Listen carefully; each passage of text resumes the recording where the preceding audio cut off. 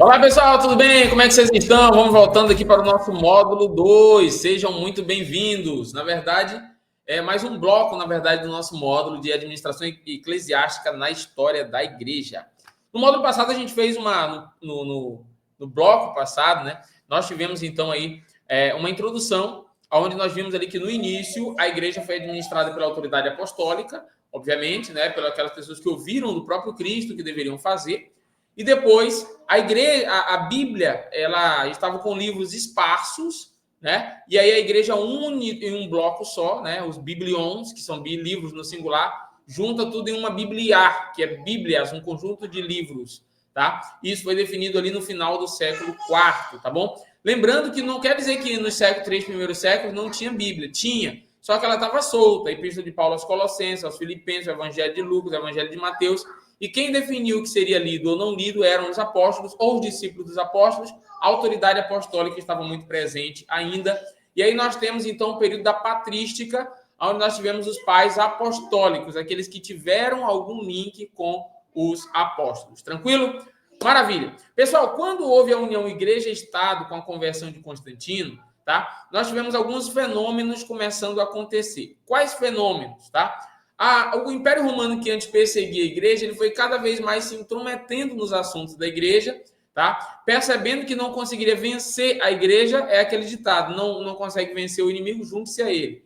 Então ele se une e começa a, de certa maneira, gerir a igreja, tá? Lembrando que nos primeiros séculos havia meio que uma disputa. Qual cidade seria mais importante para o cristianismo, tá? E nós tivemos algumas cidades disputando essa relevância, essa predominância, tá? Na igreja, tá? Nós tivemos, por exemplo, ali Jerusalém. Jerusalém sempre foi uma cidade muito importante para a igreja.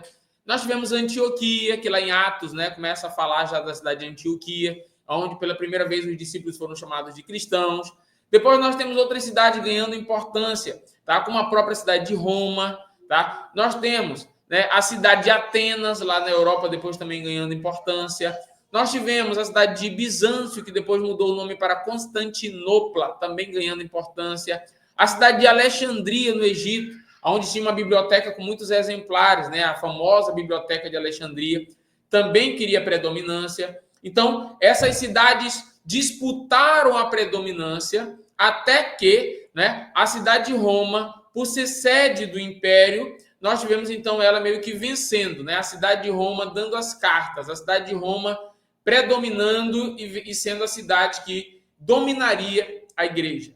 Com essa união de igreja e Estado, e o papado sendo já centralizado em Roma, o imperador estava em Roma, o Império Romano, né?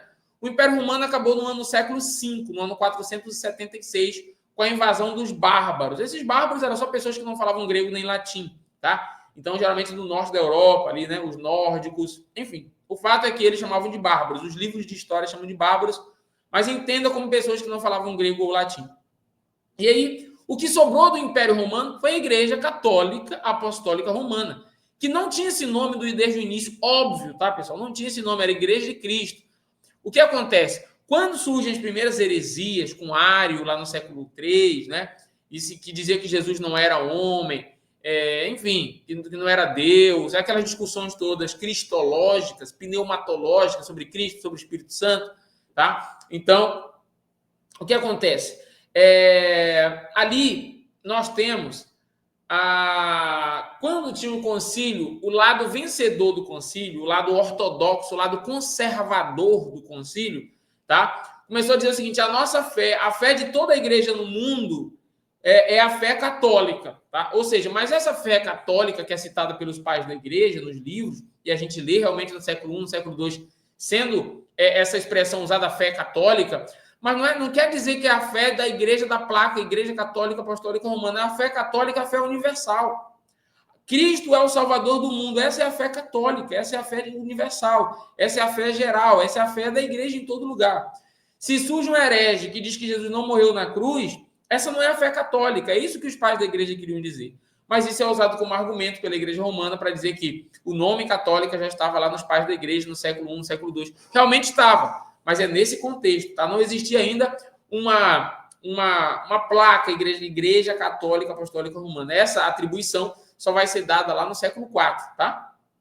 Católica, porque é a fé de todo mundo, apostólica, porque vai seguir o ensino dos apóstolos, tá? E romana, porque a sede está em Roma, tá? Então, alguns teólogos protestantes, pentecostais, às vezes brincam, né, que eu sou católico, sou apostólico, só não sou romano, tá? Nós seguimos a fé católica, a fé universal, a fé nas doutrinas basilares, tá?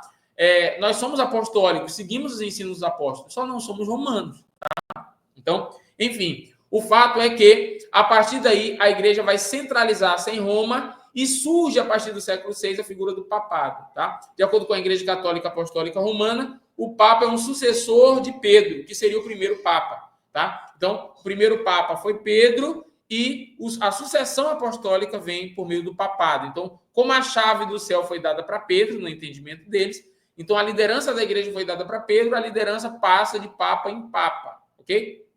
Depois, com o decorrer do tempo, tá, pessoal? Eles vão lá no final do século XI, até aí o Papa casava, tá? Os padres casavam. Só que quando a igreja começa a ficar muito rica, para não deixar herança para esposas e filhos, então lá no século X para o século XI foi exigido dos sacerdotes a castidade, o voto de castidade, para que eles não se casassem, ok? Enfim, Pedro foi casado, né? O primeiro Papa foi casado, até porque Jesus curou a sua sogra. Então, eles dizem que o primeiro Papa foi Pedro, mas Pedro foi casado. Tudo bem. Para sustentar essa ideia, tá? Eles criaram a ideia da sucessão apostólica, tá? O anel que o Papa usa é o anel de São Pedro. A cadeira que ele usa lá em Roma é a poltrona, o trono de São Pedro. A catedral que ele ministra as missas no Vaticano é a catedral de São Pedro, tá? Porque é como se ele fosse um sucessor de Pedro. Ele recebe a autoridade que foi dada a Pedro, a chave do céu, tá? Algum tempo depois, a Igreja Católica criou, né, foi desenvolvendo as suas doutrinas, e dentre as doutrinas da Igreja Católica existe um dogma chamado dogma da infalibilidade papal. Dogma da infalibilidade papal, tá? Anote depois esse nome, infalibilidade papal. O que significa esse dogma? O Papa não erra. Se o Papa é o líder da igreja e se ele é o representante de Deus na terra, ele não pode errar, tá? É lógico, pessoal, que essa infalibilidade é nos assuntos doutrinários, tá? Então, nos assuntos gerais, ele pode errar, mas assuntos doutrinários da igreja ele não erra, tá? Se você perceber, o Papa dificilmente dá um discurso improvisado. Geralmente o que ele escreve, o que ele fala, está escrito, porque aquele documento é arquivado e aquilo é a palavra de Deus para eles, tá? E se ele fala de maneira espontânea, tem alguém anotando o que ele fala para ficar registrado, porque o Papa nunca erra, tá? E, enfim, a igreja vai ficar meio que 1000 anos presa nessa ideia do papado, e a administração eclesiástica era liderada, a administração da igreja, pelo Papa, tá? Com as suas intervenções, com as suas questões políticas, tá? Ele tinha um poder de mandar a pessoa para o inferno, que era chamada excomunhão, pelo menos ele achava que tinha esse poder, né? Tem gente que ainda hoje acha que tem esse poder, de mandar a pessoa para o inferno, de tirar do inferno, etc., aquele negócio todo, e eles super abusavam desse poder para ganhar dinheiro, para serem servidos. Para você ter uma ideia, na Idade Média, existia a obrigação de beijar o pé do Papa, tá? Enfim, e aí a igreja estava em latim, traduzida por São Jerônimo, desde o século III, e com o passar do tempo, o Império Romano deixou de existir e o latim parou de ser falado. Então, embora ninguém falasse mais latim, mas a Bíblia estava em latim, foi proibido de traduzir para outros idiomas e a missa toda era rezada em latim. Et Padre, et Filho, et Espírito Santo. Amém. Eu não entendi, padre, o que o senhor falou. Fala amém a si mesmo. Não interessa se você entendeu ou não entendeu, é amém, certo? Então, as pessoas iam para a missa, ouviam um idioma morto, que era o latim, não entendiam nada do que o Papa falava, o que o padre falava, não tem nada a ver. Cala sua boca e fique calado, porque o que importa é que a missa está sendo rezada e você está lá. Era mais ou menos isso. Ai daquele que questionasse, ai daquele que dissesse na Bíblia, está escrito isso. A Bíblia, você leu a Bíblia? Você é leigo? Você não é sacerdote, então você não pode ler a Bíblia, tá? Então, era proibido ler a Bíblia, era proibido ensinar a Bíblia para os filhos, era proibido um leigo tentar tratar de assuntos doutrinários, certo? Então, muitos abusos incorreram nesse período medieval. Muitíssimos abusos mesmo, certo? E aí, a partir do século XI, nós teremos alguns corajosos, tá? Sempre nós temos corajosos, ainda bem, né? Há coisas historicamente que estão erradas, todo mundo sabe que está errado. Se você conversa com a pessoa, ele diz que está errado, mas publicamente ele tem medo, né? Então, a gente vê isso na política, a gente vê isso nos erros que as igrejas cometem. Que a igreja comete. A igreja invisível, a igreja dos salvos, a igreja ela é a igreja noiva de Cristo, tá? Mas administrativamente ela comete erros, tá? Só que desde sempre Deus precisou de homens corajosos, tá? De pessoas corajosas, desde sempre, tá? Porque o poder político instaurado na igreja sempre foi muito forte. Era e é, tá? Então, lá no século XI, nós tivemos ali pessoas como Pedro Valdo, dizendo o seguinte: eu vou traduzir a Bíblia para o nosso idioma para ensinar para os meus filhos, eu quero que meus filhos leiam a Bíblia. Mas o Papa falou que não pode. Mas quem é o Papa? Se a igreja, se a Bíblia foi dada para nós, é para todo mundo ler. Quem é o Papa? Ele é o líder da igreja, ok, mas ele está sujeito a falhas. Quem disse? Ele não pode errar. Me prova na Bíblia que ele não pode errar. Por que ele não pode errar se ele é um ser humano igual a todos nós? Não, mas ele é o líder. Ok, mas ele pode errar. E aí Pedro Valdo, com os valdenses, começaram a traduzir a Bíblia para o idioma das pessoas, para que eles pudessem começar a ler. Depois John Wycliffe, depois William Tyndale, depois os chamados pré-reformadores, como Girolamo Savonarola ou Jerônimo Savonarola, tá? Todos esses homens tentaram fazer alguma coisa, tá? Só que o sistema era bruto, tá? E aí muitos acabaram morrendo por questionar, por perguntar, por saber por que é assim, tá? O sistema bruto matou muita gente, tá? Até que um cabra corajoso, chamado Martinho Lutero, tá? Ele afixa 95 teses lá na Catedral de Wittenberg, na Alemanha, dia 31 de outubro de 1517, tá? E dentre essas teses, ele atribuiu o seguinte: peraí, se o Papa tem poder de tirar alguém... Ah, detalhe, pessoal, eles desenvolveram com o passar do tempo a doutrina do purgatório, tá? Baseado lá em livros apócrifos, tá? E eles dizem que está lá tem uma parábola que não tem nada a ver com purgatório, mas deixa eu lembrar aqui como é que ela é. Um homem devia X para o seu senhor, lembra dessa parábola? E aí ele não tem como pagar, ele chora, pede misericórdia, e o senhor dele vai lá, tá bom, vai lá, não precisa me pagar não. Esse homem sai e encontra outro que devia muito menos.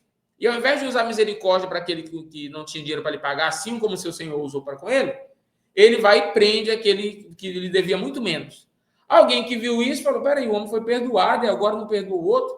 Foi lá, entregou ele para o senhor, falou: senhor, lembra o fulano que você saiu agora há pouco chorando aqui? O senhor perdoou ele? Ele foi lá e prendeu o outro ali porque ele devia muito menos.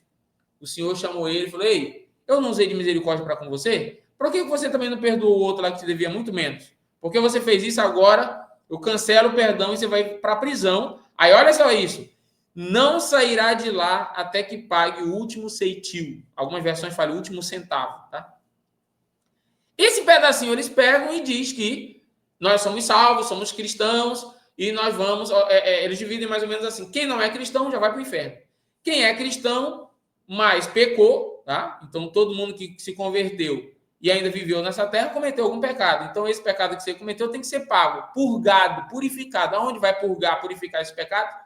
No purgatório, tá? Então, havia uma campanha lá no século XIV, no século XV, tá? Liderada na Alemanha por Johann Tetzel, que ele dizia o seguinte, tá? Então, logo a moeda cai no gasofilácio, a alma sai do purgatório. Era mais ou menos uma coisa assim, tinha uma rima, né? Então, a moeda caiu no gasofilácio, o seu avô que está sofrendo no purgatório sai. Então, foi uma estratégia da igreja ganhar muito dinheiro, tá? Primeiro, você se confessava para o padre, tá? O padre dizia: olha, pelos cálculos aqui, os pecados que você cometeu, você vai ficar uns 30 anos tomando chicotada do capeta lá no purgatório. Quanto é que dá isso? Bem, fazia um cálculo, a pessoa tinha que pagar X, ele vendia a fazenda, vendia a casa, vendia os bens, pagava para a igreja e ganhava um documento chamado salvo-conduto, para que ele não ficasse no purgatório, fosse direto, pegasse um atalho para o paraíso, tá? Depois que a igreja ganhou muito dinheiro, eles criaram a intervenção de terceiros. Era como se você pagasse pelo seu avô que está sofrendo lá, pela sua avó que está sofrendo, sua mãe, sua tia, alguém que já morreu, tá? Está sofrendo no purgatório, você pagava para ela ir para o céu direto. Enfim, sem nenhuma fundamentação bíblica. Esse é o perigo, tá? Repito mais uma vez, a gente tem que olhar para o passado para não repetir os erros. Esse é o perigo que já sempre na história da igreja aconteceu. Não está na Bíblia, mas o líder mandou. Não está na Bíblia, mas o fulano falou. E a gente ouve isso. Não está na Bíblia, mas se não está na Bíblia, não tem mais. Isso não está na Bíblia, mas o líder, o presidente, o não sei quem, a não sei quem, não está na Bíblia, mas não está na Bíblia, acabou. Não está na Bíblia, não está na Bíblia. Tá? E aí, homens corajosos como Martinho Lutero desenvolveram ali a reforma protestante para lutar contra tudo isso. Tá? O lema da reforma protestante eram os 5 solas: sola gratia, sola fide, solus Christus, sola Scriptura e sola Deo Glória. Não dá tempo de a gente falar desses 5 solas. Mas deixa eu destacar um: sola Scriptura, que traduzido é somente as Escrituras. Para os protestantes, tá? Existem, nós obedecemos às autoridades, tem a liderança, tem as convenções, tem tudo, mas a nossa fé, o nosso código de fé, ele é baseado pelo sola Scriptura, somente as Escrituras. O que está na Bíblia eu faço, o que não está na Bíblia eu não sou obrigado a fazer. O que está na Bíblia proibindo eu proíbo, o que não está proibido na Bíblia eu não proíbo. Isso é a base do sola Scriptura. Tá? Então, baseado nisso, o movimento protestante acontece a partir de 1517. Muitas igrejas protestantes começam a sair da Igreja Católica Apostólica Romana. Mas a grande discussão agora, óbvio que tem uma discussão doutrinária, tem uma discussão de inúmeras coisas a gente podia falar aqui se o tema aqui fosse reforma protestante. Mas como é a administração eclesiástica, uma dúvida que surge é: como que a Igreja Católica era administrada? No sistema episcopal. O que é o sistema episcopal? Centralização. Manda quem pode, obedece quem tem juízo. Quem mandava? O Papa. Ele não podia errar. Ele é o representante de Deus. Mesmo que ele falasse o pior absurdo, ninguém podia questionar. No protestantismo, eles tiram essa autoridade de uma pessoa e colocam essa autoridade nas escrituras sagradas, pelo lema do sola Scriptura. Então, eu obedecerei ao líder, aos líderes, à convenção, aos sínodos, aos episcopados, à convenção mundial da igreja, se estiver obedecendo às escrituras. Se o Papa, se o bispo, se o apóstolo, se o pastor, se o reverendo, se o secretário, se o presidente, quem quer que seja, falar alguma coisa que não está nas escrituras, nós rejeitamos. Porque Paulo falou: ainda que um anjo do céu vos apresente outro evangelho, um anjo do céu seja anátema, tá? Então, um evangelho além do que eu vos apresento. Então, sola Scriptura, ok? E aí começa uma discussão dentro das igrejas protestantes, igreja batista, igreja luterana, igreja presbiteriana, igreja congregacional, sobre o sistema de governo que deveria ser adotado, tá? Algumas igrejas acreditavam que continuavam precisando ser centralizadoras, tá? Outras disseram: não, a gente não pode cometer o mesmo erro novamente, porque se centralizar, vai ter abuso novamente. Nós precisamos, então, criar outros sistemas de igreja. Surgem as igrejas presbiterianas, tá? Cujo sistema de governo é mais ou menos assim: os membros da igreja votam em presbíteros, líderes. Quem decide não é o pastor quem serão os presbíteros, é a igreja, no sistema presbiteriano. E esses presbíteros tomam as decisões da igreja, tá? Esse é o sistema de governo presbiteriano, tá? Tem os membros, os presbíteros e tem o pastor. Quem manda na igreja não é o pastor, são os presbíteros. Inclusive, os presbíteros podem destituir o pastor, contratar o novo pastor, porque eles dizem o seguinte: não pode ser só um que manda, é muito perigoso. Tem que ser um grupo de pessoas no sistema presbiteriano. Outras pessoas disseram: mesmo um grupo pequeno de pessoas é perigoso. Então surge o sistema congregacional. Todos da congregação devem decidir, então tudo deve ser democrático, tudo deve ser levado a voto. Vamos trocar de pastor? Vamos votar. Vamos pintar a igreja de roxo, de amarelo, de branco? Vamos votar. Vamos trocar o grupo de louvor? Vamos votar. Vamos fazer o retiro? Vamos votar. Tudo por votação. Então, os sistemas de governo continuaram sendo, tá? O episcopal, só um manda. O presbiteriano, um grupo de pessoas manda. E o congregacional, todas as pessoas da comunidade mandam. Tranquilo? Então, esses são os 3 principais sistemas de governo que existem na história da igreja, tá? Episcopal, só um manda.